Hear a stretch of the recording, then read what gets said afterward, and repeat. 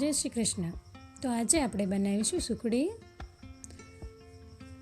એકદમ પોચી રૂ જેવી સુખડી બને છે આ, અને એકદમ સરળ રીત છે અને ખાસ ટિપ્સ સાથે આજે હું તમને આ સુખડી બનાવવાની રીત બતાવવાની છું. મોઢામાં મેકતા જ ઓગળી જાય તેવી પોચી રૂ જેવી આ સુખડી બને છે.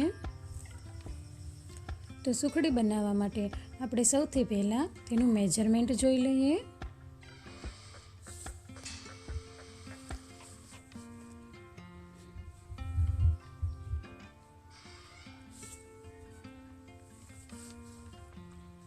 તો મેજરમેન્ટમાં મેં અહીંયા 2 વાટકી ઘઉંનો લોટ લીધો છે. જે ઝીણો ઘઉંનો લોટ લીધો છે, જે આપણે રોટલી બનાવવા જ લઈએ ને તે, અને 1 વાટકી ઘી લીધું છે, અને તેની સાથે 1 વાટકી ગોળ લીધો છે. જો તમે પાક્કા મેજરમેન્ટથી સુખડી બનાવશો તો તે એકદમ પરફેક્ટ બનશે અને પોચી રૂ જેવી બનશે અને સ્વાદમાં પણ સરસ રીતે બનશે. તો ચાલો હવે આપણે તેને બનાવવાની શરૂઆત કરી દઈએ. તો સૌથી પહેલાં આપણે ગેસ ઓન કરવાનું છે અને એની ઉપર 1 બકડિયું રાખી દેવાનું છે. જે 1 વાટકી ઘી લીધું હતું તે આપણે તેમાં ઉમેરી દેવાનું છે. મેં અહીંયા જામેલું જ ઘી લીધું છે, અને જો તમે ઘી ઓગાળીને લ્યો તો 2 ચમચી જેટલું ઘી વધારે લેવાનું. તો ઘી આપણું ગરમ થઈ જાય ત્યાર પછી આપણે તેમાં ઘી ગરમ થાય ત્યાં સુધીમાં આપણે આ તેલવાળી થાળી કરી લેવાની છે. તો તેની ઉપર તમે તેલ લગાવીશો તો તેના બટકા સહેલાઈથી નીકળી જશે, અને ઘી લગાવશો તો તે જામી જશે અને બટકા સરસ રીતે નીકળશે નહીં, એટલે તેલ જ લગાવવાનું. અહીંયા આપણું ઘી પણ ગરમ થવા આવી ગયું છે. તો હવે આપણે તેમાં જે ઘઉંનો ઝીણો લોટ રાખ્યો તો 2 વાટકી તે ઉમેરી દેવાનો છે, અને તાવીથાની મદદથી ધીમી આંચ ઉપર શેકતું જવાનું છે. થોડી વાર માટે ગેસ ફૂલ રાખવાનો છે. જેવો જ ઘીમાં લોટ ભળવા માંડે એટલે તરત જ આપણે ગેસ ધીમો કરી નાખવાનો છે.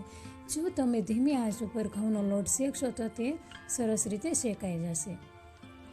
હવે આપણો આ લોટ શેકાઈ ગયો છે અને પરફેક્ટ સુગંધ આવવા માંડી છે લોટ શેકાવાની. તો મેં તેને નીચે ઉતારી લીધું છે.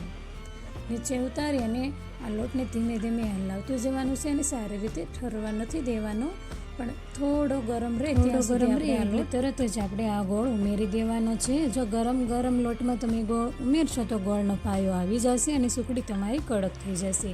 એટલા માટે જ આપણે થોડો લોટ ઠરી જાય ને શેકેલો ત્યાર પછી જ ગોળ ઉમેરવાનો છે. હવે આપણે આ ગોળ સારી રીતે મિક્સ થઈ ગયો છે. તો આપણે જે તેલવાળી ડીશ કરીને રાખી હતી તેમાં આ બધું મિશ્રણ ઉમેરી દેવાનું છે.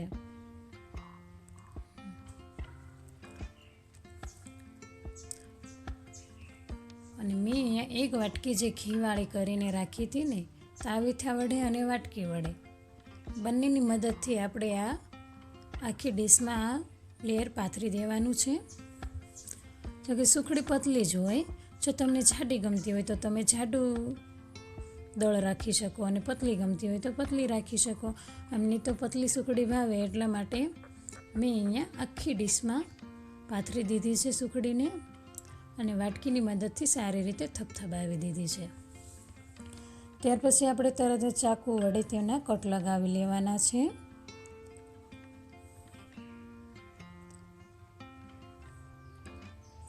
તમારી ચોઈસ પ્રમાણે તમે આમાં કટ લગાવી શકો છો, નાના અથવા મોટા.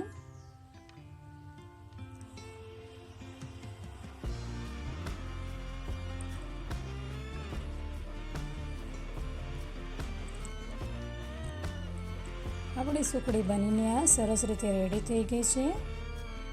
જો તમને અમારો આ વિડીયો ગમ્યો હોય તો તેને લાઈક, શેર અને સબસ્ક્રાઈબ કરવાનું ભૂલતા નહીં. અને હું તમને આમાંથી 1 પીસ કાઢીને પણ બતાવું છું. ખૂબ જ પોચી બની છે. તો જોતાં જ ખાવાનું મન થઈ જાય તેવી સુખડી આપણી તૈયાર થઈ ગઈ છે. તો મળીએ હવે ફરી નવા વિડીયોમાં. ત્યાં સુધી આવજો.